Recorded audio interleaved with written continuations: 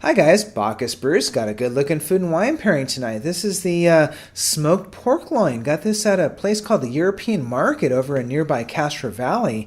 Got the Hungarian style pork loin. It was about $10 a pound. Also got a little can of good looking cabbage salad. So this is a Polish cabbage salad coming from a brand called Krakow, done with apple juice. I'm really excited to try it. Should be a nice contrast with the smoky pork loin.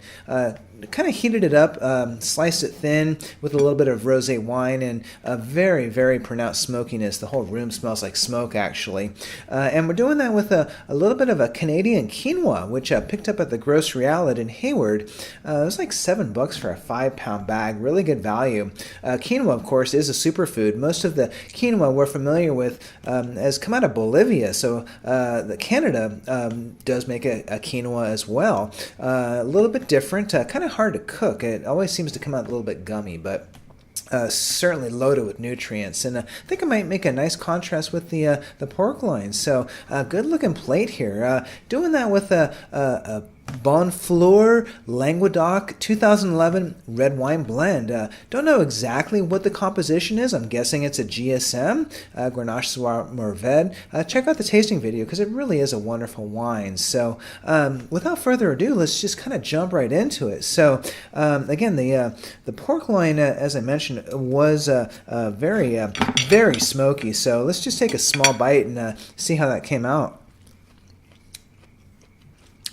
Really terrific. So a lot of folks equate Hungarian-style smoked pork loin with kind of a Canadian bacon sort of profile, and I can certainly get that. Jam-packed flavor, a lot of smokiness, not too overly salty, which is kind of nice. Let's see how it goes with the wine.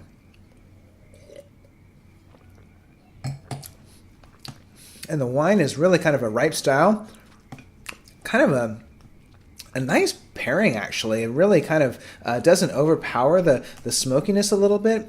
It kind of brings out a little bit of tanginess and a little bit of freshness in the meat, which is wonderful. So really nice food and wine pairing. So let's just do a quick little taste here of this good looking threaded cabbage here. It looks terrific. Apple juice, of course, is a little bit sweet. So let's see what we got. Don't want to stain my white shirt here. It does have a nice punch of vinegar. Really terrific. Kind of a twist on sauerkraut, if you will, but not really so kind of vinegar laden.